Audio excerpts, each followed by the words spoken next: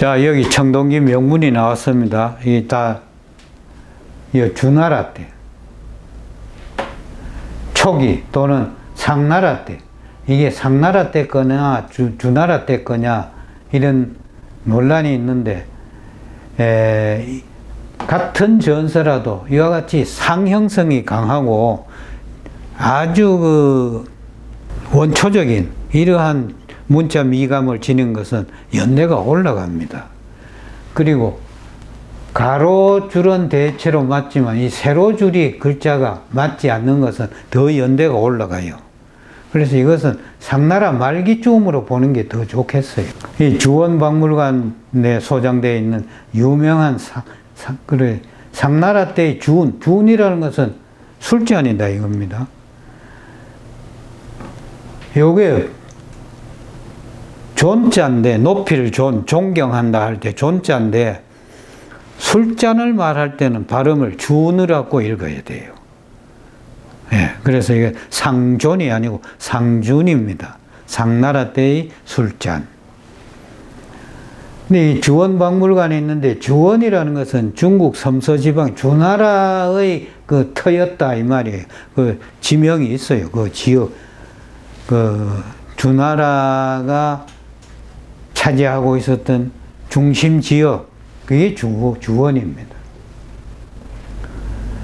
여기 보면 첫 머리가 이 세추자로, 이 세추자가 이와 같이 상형성이 강한 거예요.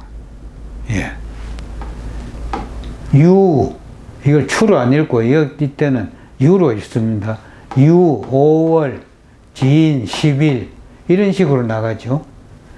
그래, 이게 굉장히 이거는 공부할 때 따로 공부를 해야 독파가 될 수 있는 글자들입니다. 그런데 여기서 그 드머리 글자인, 요거는 보배보자예요. 뭐 이런 건 아시겠죠. 용자, 쓸 용자. 이건 작자, 이건 그럴 문자. 그럴 문자가, 고대의 문자는 가운데에 또 가슴에 그 심장을 표현한 것 같은 이렇게 되어 있는 것이 문자입니다. 그 드머리에 있는 이 글자가 있는데, 이 글자를 오늘날 근문 연구자들도 또 그 문자를 전공을 한 학자들도 제대로 해석을 못하고 있습니다. 이 글자를 보면은 그 일본 사람들이나 중국의 근문학자들 해놓은 거 보면은 요거와 요거 쪼갤 석, 자손 이렇게 읽어요. 그런데 이것은 제가 볼 때는 이게 좀 더 연구가 될 분야인데, 맨 끝머리 있고, 제문에서 맨 끝머리가 뭡니까? 상향할 때 향자거든요. 향자. 근데 이것은 그 신의를 모신 묘당의 문이란 말이에요. 문을 열어 적혔다. 그 다음에 이것은 그 집안의 제일 나이 어린 어린아이를 말합니다. 중국 묘당에 제사 지낼 때 그 집안의 제일 어린 갓난 어린이를 조상신에게 손을 번쩍 올려가지고 조상신에게 이렇게 대대로 혈통을 이어갑니다 하는 것을 보이는 거예요.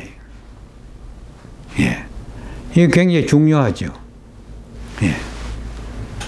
그래서 손을 번쩍 들고 갓난 어린이를 문을 연 묘당에서 신의를 향해 보인다. 이게 이 글자니까 그 글자가 오늘날 상향할 때 향자가 아니냐 이렇게 분석을 해보는데, 이것의 신뢰도는 뭐 아직 더 고정이 돼야 되겠고, 또 토론을 많이 거쳐야 될 줄로 믿습니다. 그러나 이것이 석자손이라고 하는 것은 마치 글자를 눈에 보이는 식으로 말하는 그런 식이 되는 거라고 봅니다. 그런데 여기에서는 또 요 글자가 없어요. 없는데 요쯤 오면 요거는 후기가 됩니다. 왜냐하면 이 가로의 글자가 질서가 정연함을 알 수 있죠. 요거는 후기쯤 속해요.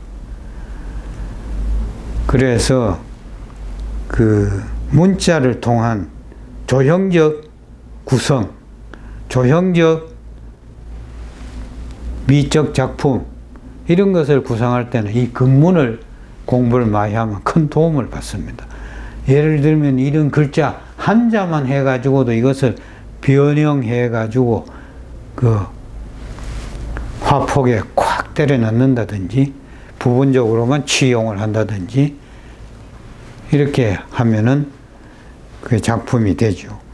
그 우리나라에 남관하백이 있습니다. 서양화 남관하백. 남관하백이 그 파리에 유학 가서 오랫동안 거주하시다가 귀국하셨는데 그 남관하백의 그림을 보면은 추상인데 문자인 듯 아닌 듯한 조형에다가 청동 색깔과 같은 거의 그 블루, 거의 청동 색깔, 청색 위주로 작품을 구성하고 있어요. 거기에 희끗희끗하게 좀 또 처리하고, 이 근문이라는 것은 이 근문 글자 수가 또 많지 않으니까 근문을 집자해 가지고 문장을 가지고 써먹기라는 것은 그런 것은 그렇게 할 필요가 없다고 봐요. 읽지도 못하면서 왜 그 근문을 조형적인 것만 취해서 우리가 써먹으면 되지. 이 하필 근문의 문자 가지고 문장화 해가지고 그렇게 하는 것은 오늘날 대중들과 소통이 안 됩니다. 소통 안 되는 예술은 좀 늘 외롭지요. 예. 호응을 못 받으니까. 고급 이대 대중과 소통하는 예술. 예. 그것이어야 되거든요. 그걸 어떻게 연구하느냐. 오늘날 예술은 원시성이 강조가 많이 돼야 돼요. 원시적이면서도 그 원시적인 요소, 이걸 오늘날 현대화하는 인소로 탁탁 써먹을 수 있을 때 그게 고급 작가입니다. 너무 세련되게 깔끔하게만 처리해가지고 하는 작품은 그 오랫동안 못 보고 질려버려요. 자, 이 글자에 다 읽을 수는 없고 이런 글자를 보면 요게 무슨 글자냐면 애비 부자입니다. 애비 부자. 아버지 부자. 애비 부자인데 요것이 뭐냐 하면은 그 기둥, 신대예요. 우리가 신이라고 하는 말에서 가운데가 불의 알, 태양의 불의 알, 불알이라고 그랬잖아요. 이게 그런 기능을 가지고 있고, 이거는 뭐냐면 오른손입니다. 그래, 불알을 오른손으로 꽉 잡고 있는 글자가 아버지의 개념이다. 이건 무슨 의미냐 하면은 그 종자, 혈통의 씨를 놓치지 않고 계속 이어나가는 존재가, 그런 책무를 지닌 존재가 아버지다. 그 윗대가 또 할아버지다. 이런 개념이 여기에 있는 거예요. 문자에. 아주 재밌는 글자죠. 그런데 여기서는 유세차 할 때 유자가 유, 9월 이렇게 돼 있잖아요. 10염 이렇게 돼 있는데 이 유자가 여기는 입구가 있습니다. 예, 입구가 있으니까 요거 잘 아셔야 돼요. 이런 것은 말맞자입니다. 말맞자. 예. 이런 거는 쉬우니까 대본에 아시겠죠? 마늘다, 용, 추, 불. 쉬운 자들은 그렇게 됩니다. 여기에도 또 부자가 나왔습니다. 해비부. 여기에 팔뚝을 상징하다 보니까 여기가 팔목이 여기가 더 굵어요. 여기가. 근문 쓰는 거 볼 때 이러한 그 문자 구조상의 특징을 간과하고 여기서 쓰면서 이걸 그냥 쭉 구워서 요 가운데 조금 이렇게 볼록해지는 것을 놓치는데 이게 오른 팔뚝이니까 그 부분이 약간 그 팔이라는 것은 이쪽으로 안으로 위로 올라갈수록 좀 굵지 않습니까? 그렇다는 걸 알면 되겠고, 이러한 것은 사진으로 찍어 가지고 USB 같은 데 담아 가지고 이런 거대 화폭에 꽉 비춰보면은 장엄합니다. 조형적으로도 아주 뛰어나고. 그대로 글자를 하더라도 말이죠. 거칠게 팍팍 하면서 색깔도 말이죠. 고대의 색깔을 갖다가 써가지고 이렇게 하면 작품적으로도 매우 오래된 것일수록 잘 살려놓으면 그게 현대성이 강해요. 제가 원시성을 살려야 된다 하는 말이 바로 그 말입니다. 여기서 이 소유라 하는 유는 술통을 말해요. 술통. 그런데 유세차의 유에서, 유가 바로 세라 그랬잖아요. 그 세를 문자적인 유자로 이렇게 진화된 문자를 쓰지 않고 원초적인 세로서 유자를 쓴 것들만 뽑아서 한번 이렇게 해본 거예요.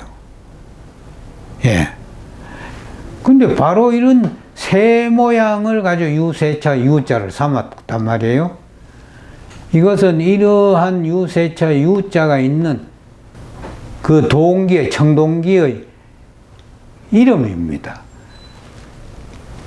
그 청동기에는 낱낱이 그 청동기의 이름을 달거든요.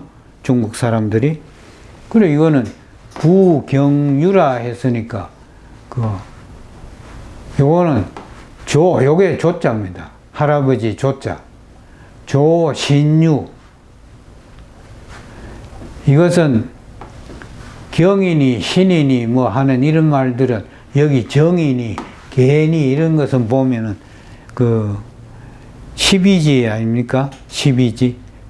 그 천간지지 중에 12지. 그래서 이것을 만든 해의 간지를 나타내고 있어요.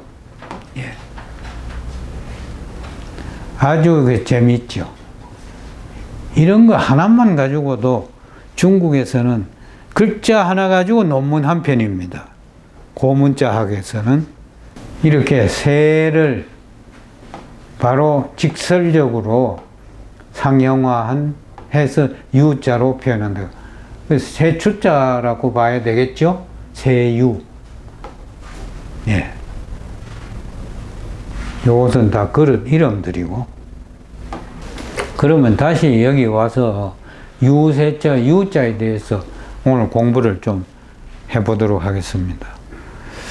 유세차의 세차는 나중에 후대에 와서 삽입된 말이고, 그 유자의 뜻을 그 고대인들이 새와 관계된 문자다 하는 것을 유추하지 못하고, 또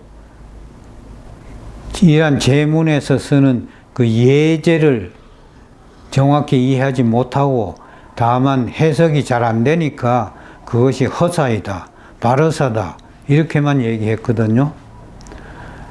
그런데 이러한 청동기, 유자가 저 청동기 명문에 나오는 그 청동기들을 청동기들이 출토되는 곳을 쫙 조사해 보면은 거의 그 지역은 동이들이 살던 곳이에요. 동이들은 새 숭배족입니다. 한족도 물론 새를 숭배하긴 하지만 동이족은 태양 숭배와 새 숭배를 동격시하면서 그 두 가지 사항에서 고대 사유가 배태되고 형성되고 발전돼 나갔거든요. 그러한 그 세숭배 사상의 원관념에서 유세자 유가 있다는 것을 입력을 해 놓으시고, 그런데 고대에서 이러한 그 자기들이 숭상하는 어떤 물상에 대해서 숭배관념을 나타내서 그것을 턱 만들어 놓고 숭배하고 하는 그 뭐냐 하면 토템이라 그럽니다. 알라스카를 건너간 인디안들이 태양 숭배를 하고 새를 숭배하는 거 마찬가지입니다. 그 사람들은 축제 때 보면은 새의 깃을 이 머리에 고구려의 절풍처럼 말이죠, 많이 꽂고 태양을 향해 아침마다 경배도 하고, 그거 옛날 우리 동이족들이 하던 풍습을 그대로 가지고 있기 때문에 인디안들은 동이들이 어떤 역사적 상황, 조건에 의해서 밀려나고 새로운 땅을 찾아간 것이다, 이렇게 얘기하지 않습니까? 그게 뭐 DNA를 검사해도 그 인디안들은 몽골 반점도 있고, 얼굴 상도 비슷하고 DNA가 일치되는 게 많다고 하지 않습니까? 네. 그런데 그러한 그 인디안들의 민속제에 보면은 이 깃을 꽂고 또 그 여러 가지 이 얼굴이나 이런데 그 문식을 하고, 근데 그 색깔을 주로 뭐냐 하면 붉은색을 많이 쓰죠. 백색하고, 그거는 붉은 흙하고 백색 흙을 가지고 얼굴이나 이런 데 바릅니다. 그건 다 붉은색이나 백색은 태양의 색깔을 말하는 것이에요. 네. 자, 이야기가 약간 빗나갔습니다만, 이 유자의 기존 해석이 허사나 바르사인데, 청동기라는 것은 굉장히 만들기가 힘듭니다. 요즘도 그렇게 만들기도 힘든다고 합니다. 중국 그 역사박물관에 가면 북경에 이 청동기를 재현하느라고 주조하는 그런 것을 연습하느라고 거푸집을 만들어서 연습하는 걸 제가 봤어요.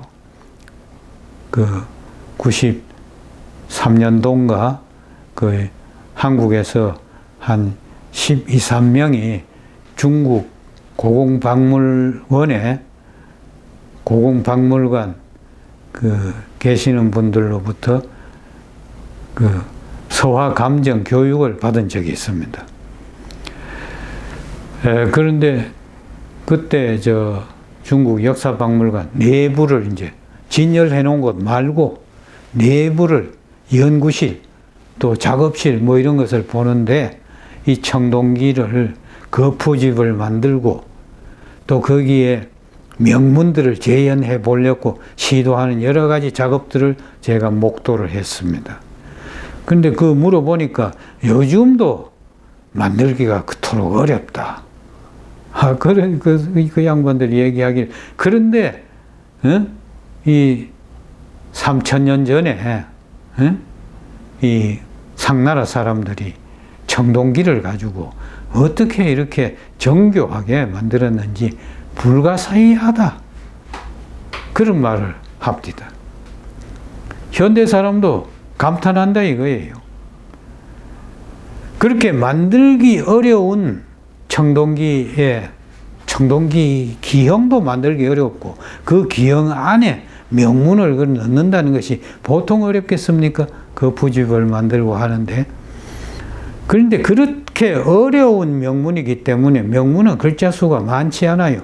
아주 중요한 그릇에는 명문이 많습니다. 명문이 많은 것이 있어요. 그 정도 되면은 전부 다 중국 국보지요. 만들기 어려운 청동기이므로 그 명문도 비교적 문장이 짧다는 것은 그 안에 핵심 부분만 명문에 담거든요. 그런 명문에 아무 뜻없는 글자가 유자가 왜 들어가느냐?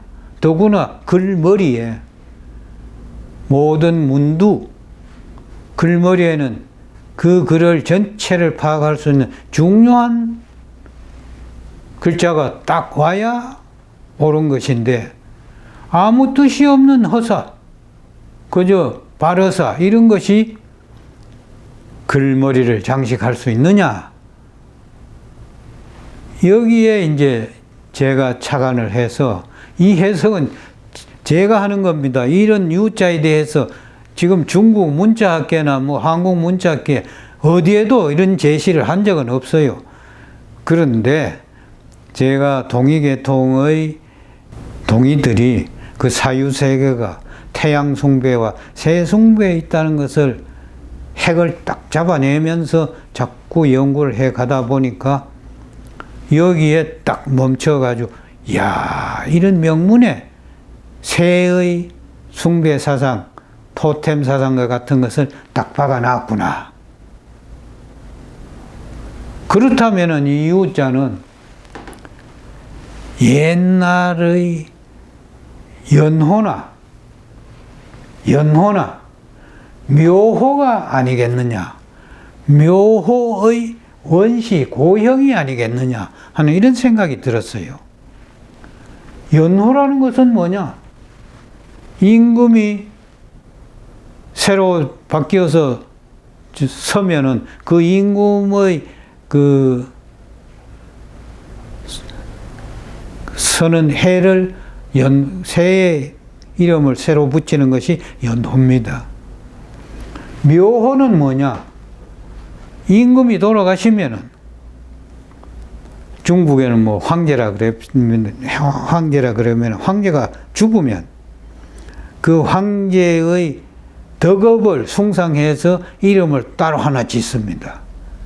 그것이 묘효예요. 그래가지고 그 신의를 모시는 곳에다가 모시는 곳이 묘당이라 그러거든요. 이 묘자를 씁니다. 종묘묘자죠. 묘당에다가 신의를 딱 모셔놓고 제사를 지내는데 이 묘자를 보면은 글자가 참 희한해요. 이 청, 그 집, 이건 집입니다.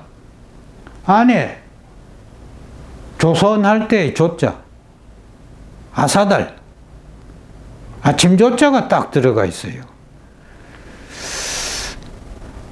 그래서 이것도 좀 연구할 바가 큰데 중국 문자학자들은 뭐 그렇게 안 봐요. 이거는 아침조가 들어간 것은 조공을 한다. 조공한다 할 때 이걸 씁니다. 그걸 왜 조공할 때 아침조자를 쓰느냐? 그거 찾아보면은 보통 그 조공하러 갈 때 아침에 바친다. 그래서 아침조를 쓴다. 이렇게 설명해 놔요. 그런데 요 조는 옛날 우리 고조선의 조자입니다. 예. 고조선의 조자가 이렇게 묘호에 딱 봉안된 것인데 이 글자 연유를 후대인들이 모르면서 문자를 그대로 지속해 쓴 것이라고 보지요. 몇 대 내려가면 조상들이 왜 그렇게 했는지 그 이유를 몰라요. 예. 그게 해석 고고학의 그걸 해석해내는 것이 해석 고고학의 위력입니다. 예. 고고학 쪽에서는 해석 고고학을 잘 신뢰하지 않습니다. 해석 고고학을 싫어한다는 말까지 있어요. 그저 줄창 땅에서 발굴하는 거. 발굴해서 이것이 뭐처럼 생겼다, 이것이 몇 센치다 하는 그 계산치, 그 물상의 모양을 뭐 묘사하는 이런 데만 치중하고, 그 다음에 그 재질이 금속이냐, 흙이냐, 나무냐, 뼈냐, 뭐 이러한 재질을 가지고 얘기하는 것이 주 업무예요. 그리고 고고학께서도 발굴팀과 그 발굴한 유물을 연구하는 학문팀이 나누어져 있어요. 보통 그 유물을 학문적으로 연구하는 사람은 책상 고고학이라 그랬어. 데스크 고고학이라 그러죠. 그래서 발굴 고고학은 데스크 고고학에게 자기들이 발굴한 자료를 자기들이 논문을 쓰기 이전에는 절대로 공개도 안 하고 그 자료를 제공을 안 해줍니다. 그 쓸 때까지 몇 년 동안 창고 속에 쌓여 있기도 해요. 발굴할 때는 국가에 다 돈을 받고 합니다. 그러면은 그 발굴한 걸 즉시 공개를 해가지고 연구자들에게 제공이 돼야 되는데 그게 시행되지 않는 것이 한국의 오늘날의 발굴 고고학의 맹점이에요. 발굴한 사람들만 그것이 전유물처럼 연구하고 논문 쓰고 이렇게 해야 된다는 법이 어디 있습니까? 자기들이 땀 흘려 고생했으니 이것은 우리들이 써먹어야 된다. 그런 생각도 뭐 무시는 못한 생각이지만 그것을 빨리 연구자들에게 제공을 해서 그 학문 발전에 기여를 해야 옳다고 보지요. 요즘은 그것이 어느 정도 많이 개선됐다고 볼 수 있는데 옛날에는 발굴한 그 자료는 참 그 발굴자들의 전유물, 특권처럼 이용되었고 같은 고고학을 해도 데스크 고고학 하는 사람들에게는 어려움이 컸다. 하물며 비고고학도인 저와 같은 존재는 그 어림도 없다 이 말씀입니다. 예. 고고학 하시는 분들 제 말 틀렸습니까? 고고학이 고고학도들에게만 어디 전권처럼 부여되어 있는 것은 아니잖아요. 예. 제가 뭐 이런 말 하면은 고고학 쪽에서 상당히 그 깊이 인물로 찍혀가지고 할 것 같습니다만 저는 뭐 찍혀도 상관없습니다. 그래서 유세차, 세차 앞에 오는 이 제문의 첫 머리 글자 유는 연호나 묘호의 원시 고형이기 때문에 후대인들이 그것이 연호나 묘호의 원시 고형이다, 새 토템에서 오는, 새 숭배 사상에서 오는 그런 것이다 하는 것을 모르고 전래 내려오는 대로 그냥 유세차, 그리고 은나라 때 이것은 세차가 없다 그랬죠. 그냥 이렇게 나오지 않느냐. 그래서 유자가 바르사나 허사가 아니라 저는 이 연호나 고대 묘호의 고형이다. 이런 주장을 합니다. 이거 굉장히 중요한 얘기예요. 학문이라는 건 그렇잖아요. 만날 일본 거나 따서 해야 그게 뭐 되는 것 같이 여기거나 중국 것을 따서 봐야 된다거나 제가 지금 이 유자가 연호나 묘호의 원시 고형일 것이다 라고 한 설명은 중국이나 일본 어디 봐도 없습니다.